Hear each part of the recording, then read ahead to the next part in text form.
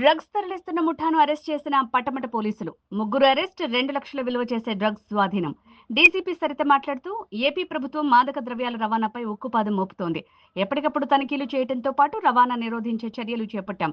వాహనాలు తనిఖీ చేస్తుండగా ఎండీఎంఏ డ్రగ్స్ దొరికాయి. ఈ డ్రగ్స్ తీసుకోవడం వల్ల ఓవర్గా ఊహించుకుని అతిగా ప్రవర్తిస్తారు. వాహనాల తనిఖీ సమయంలో ముగ్గురు వ్యక్తులు డ్రగ్స్ తీసుకువెళ్తున్నట్టు గుర్తించారు.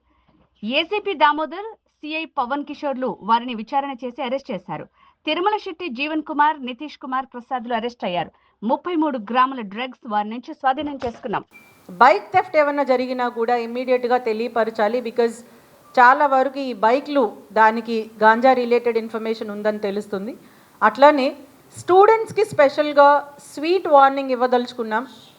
Kindly don't encourage this habit. ఎక్కడో వేరే దేశాల్లో ఉండేటటువంటి హ్యాబిట్ ఈ డ్రగ్స్కి కన్జ్యూమ్ చేయడం అనేది ఈరోజు చాలా సరదాగా ఉంటుంది, కానీ తర్వాత అది మీ హెల్త్, మీ మెంటల్ స్టేటస్ మీద ప్రభావం మాత్రమే కాకుండా సమాజం మొత్తం మీద చాలా దుష్ప్రభావం ఏర్పడటానికి అవకాశం ఉంటుంది. కాబట్టి we want to warn all the students.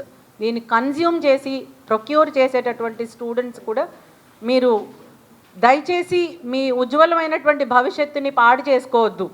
Because ఇది సరఫరా చేయడం ఎట్లాంటి నేరమో, కన్జ్యూమ్ చేయడము, మీ దగ్గర ప్రొక్యూర్ చేసుకొని దగ్గర పొజెస్ చేసుకోవడం కూడా తప్పే.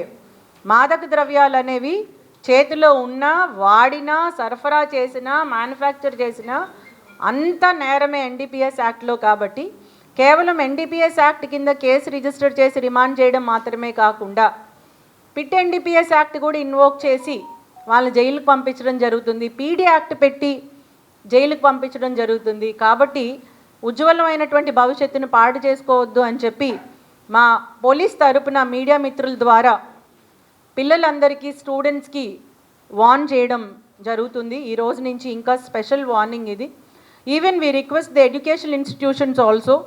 ర్యాగింగ్ ఏ విధంగా మనం anti ragging day, ragging is prohibited అని కాలేజెస్లో డిస్ప్లే చేస్తున్నామో అదేవిధంగా this college is free from narcotic drugs and psychotropic substances అని ప్రతి కాలేజు ధైర్యంగా, నమ్మకంగా బ్యానర్స్ పెట్టుకునే విధంగా ఉండాలి.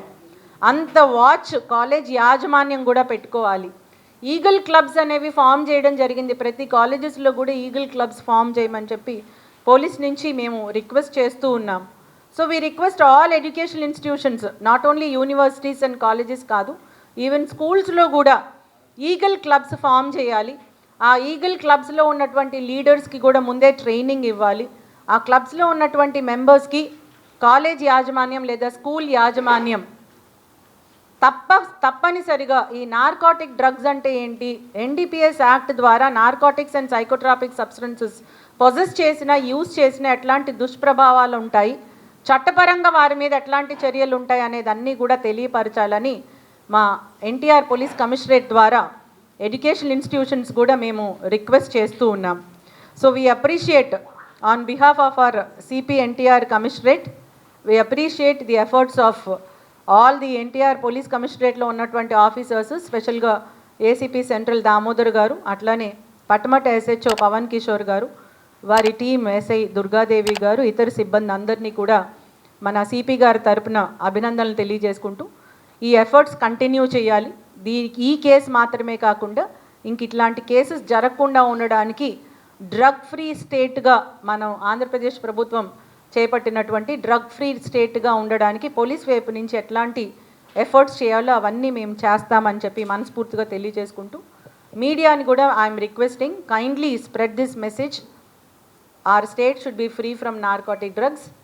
స్పెషల్గా మన ఎన్టీఆర్ పోలీస్ కమిషనరేట్ మొత్తం కూడా డ్రగ్స్ రహితంగా ఉండాలి అనే దానికి మీకేమైనా ఇన్ఫర్మేషన్ ఉంటే కూడా మాకు షేర్ చేసుకోవాలని చెప్పి తెలియజేసుకుంటున్నాను. Today we are remanding all these persons, sending to honourable court and we will continue the investigation. Thank you. ఇందులో కొంత ఇన్ఫర్మేషన్ ఉందండి, అందుకనే నేను ఫార్వర్డ్ లింకేజెస్ ఇంకా ఎస్టాబ్లిష్ చేయాలంటున్నాను. There are so many clues దీంట్లో, ఇప్పుడే నేను చెప్పదలుచుకోలేదు. బికాజ్ ముందే ఇట్లాంటివి రివీల్ చేస్తే కొంతమంది సర్దుకోవడానికి అవకాశం ఉంటుంది. కాబట్టి సెన్సిటివ్ ఇష్యూస్ కాబట్టి అన్నీ బయటకు చెప్పకూడదు. కాబట్టే నేను సింపుల్గా ఫార్వర్డ్ అండ్ బ్యాక్వర్డ్ లింకేజ్ అని చెప్పాను. అట్లానే కొంతమంది యూనివర్సిటీ స్టూడెంట్స్తో కూడా రిలేషన్స్ ఉన్నాయి అని కూడా నేను అందుకే చెప్పాను. సో ఇంకా ఇది కంటిన్యూ అవుతుందని ఇన్వెస్టిగేషన్, రిలేషన్షిప్స్ అయితే ఉన్నాయి.